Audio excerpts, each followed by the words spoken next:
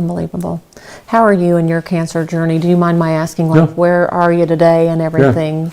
There's nothing good about cancer. There's nothing peaceful about cancer in itself. But we can find peace in the love of God. I know this firsthand because my aunt battled colon cancer for a year and ultimately passed away from it. I witnessed her take her last breath, which was devastating to say the least. Despite the pain that we have gone through as a family, we know that she's now with Jesus and void of all pain and sorrow.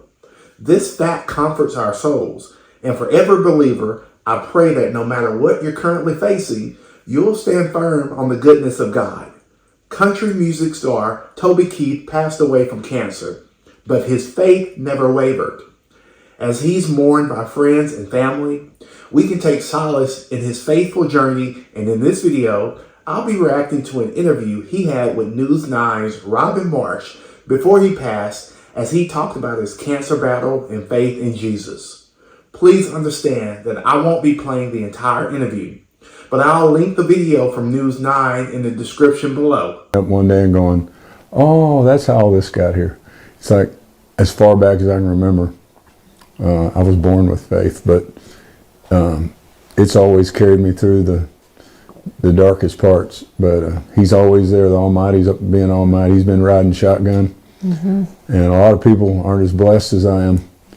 This ailment is devastating, and you can sometimes you go and find out you have it.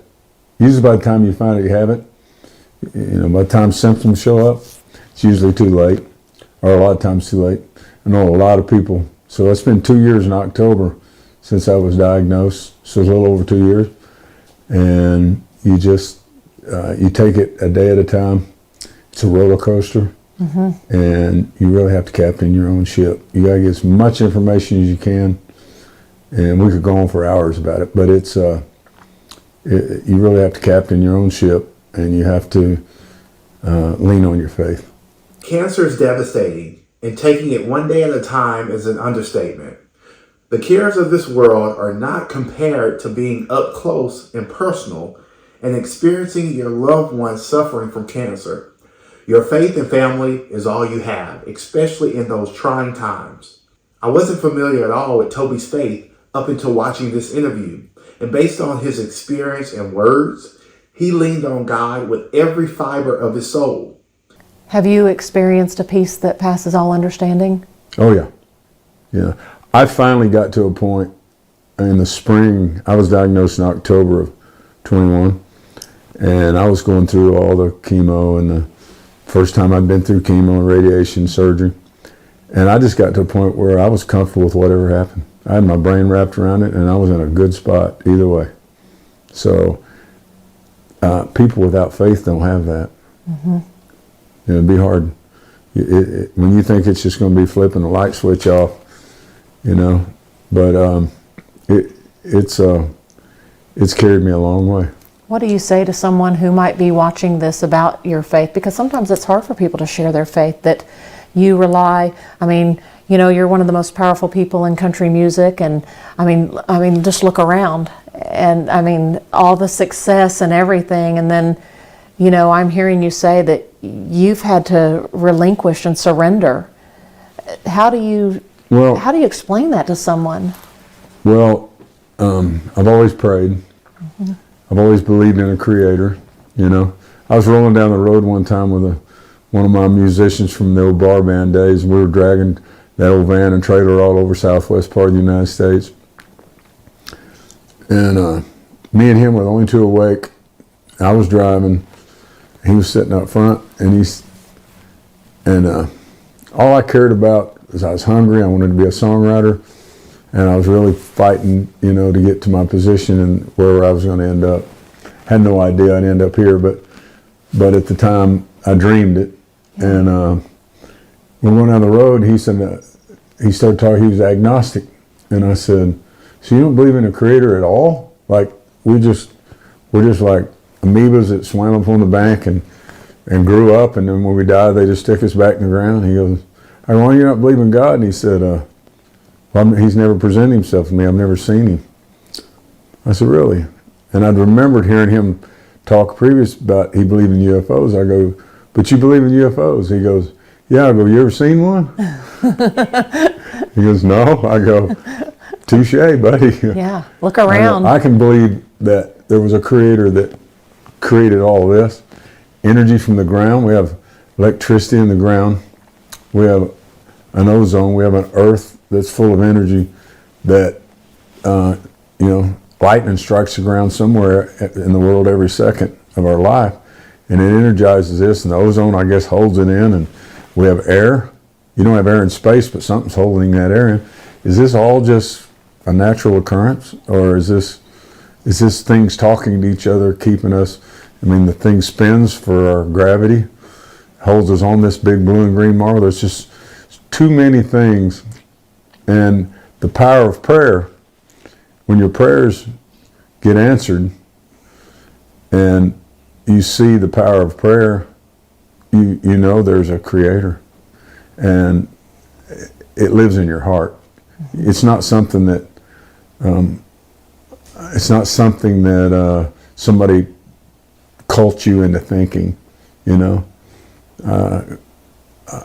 Charlie Daniels said, God save us all from religion. So there's a lot of stuff going on in the world due to religion that creates a dark side, but there is one Almighty, and if you can live through him, you can feel. A peace that passes all understanding is the goal, and only God can bless you with that. When all odds are against you and you have no worldly chance of surviving, who do you turn to?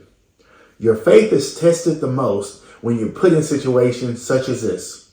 The world can't give you a peace that passes all understanding, so don't allow the world to take it from you. We all need to guard our hearts and minds in Jesus Christ. I can't imagine for a second going through radiation and chemo trying to keep cancer at a manageable level. It's actually beyond my imagination, but as believers in Christ, God will be with us in our toughest moments. I don't wish this horrible disease on anyone. It takes a true warrior to want to fight cancer. It's not for the weak of heart.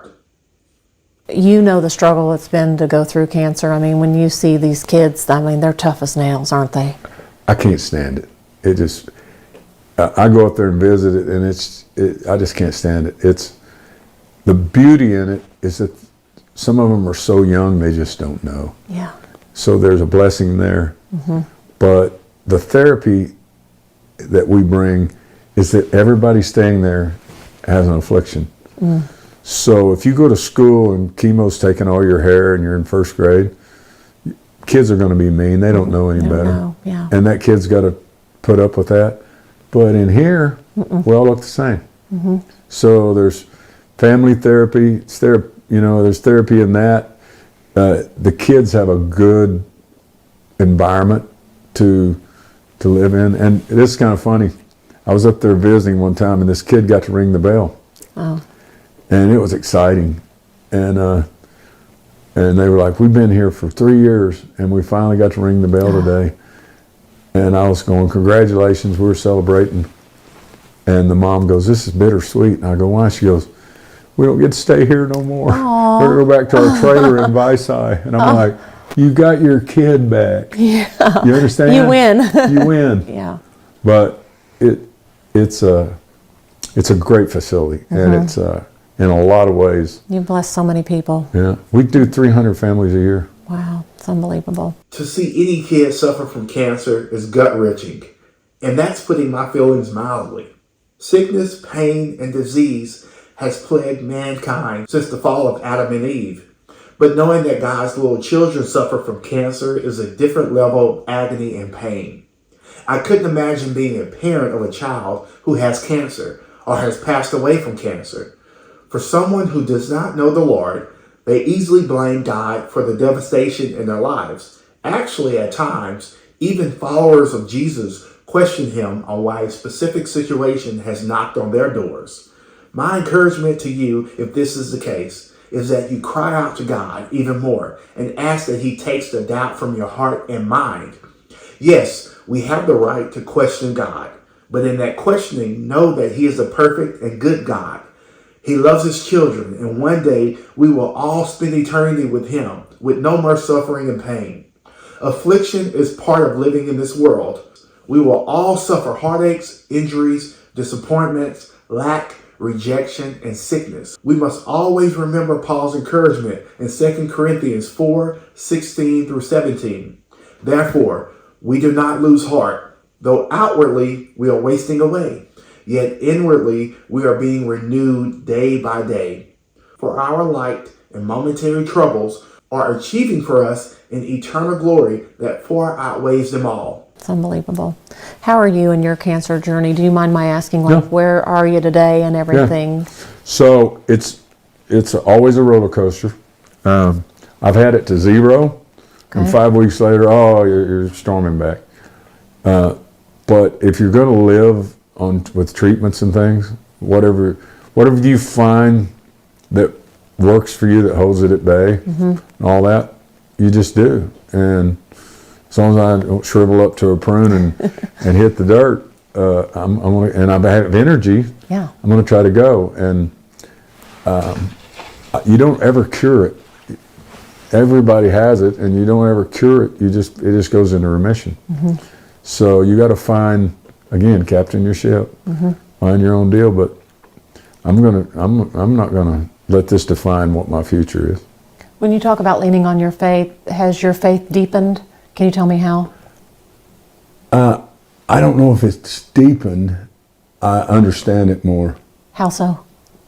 I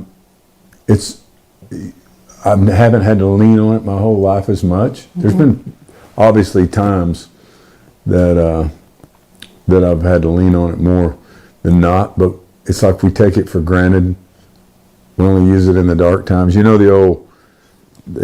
you see plaques around that say, how come I looked at the footsteps of my life and you were always walking with me until the darkest ones, and then there's only one set of footprints, and he says, well, that's when I was carrying you.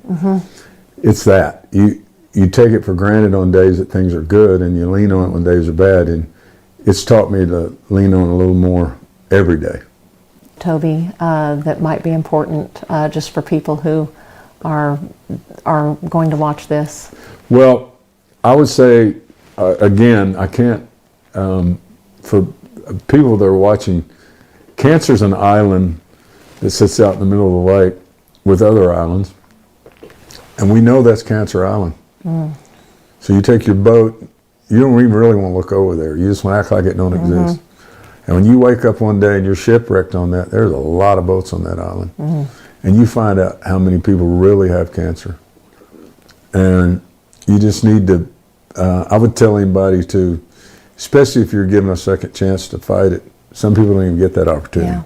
You just walk in, they go, oh, good news, bad news, Good news is you won the lottery, bad news is you're not going to be able to spend it, that kind of thing. And doctors are like mechanics, Go in, I got a leaky muffler. My muffler's making a sound. Yeah, your transmission's out too. So if they scan on you long enough and they look at you long enough, they're going to find stuff. And you're going to get second opinions and third opinions, and they're all going to sound the same. And it makes it really difficult to the average person, especially somebody who don't have my resources. I don't even know. I mean, I've got the best resources in the world. Most people don't have those connections and resources. But all I can tell them is you really have to get in control of your ship. You have to be as well read as you can be, and do what's best for you. And it ain't always chemo. It ain't always radiation. It ain't always surgery. And that's the protocol. But that's what they tell you to do. And that don't mean that these doctors and these physicians and these scientists are trying to kill people. I'm not saying that. What I'm saying is everybody's taught in medical school, residency, and they're placed in residency, and then their practice. They've got their own book of how they were taught, just like any other class in school. And there's good ones and bad ones, and they're all working. And it's a tough road to weed through. But if you have faith, lean on your faith, make the best decisions you can for you, and never give up. Just keep on cranking. We will be cured of all sickness once we meet Jesus face to face and are in heaven. Take heart and remain steadfast in his unfailing love.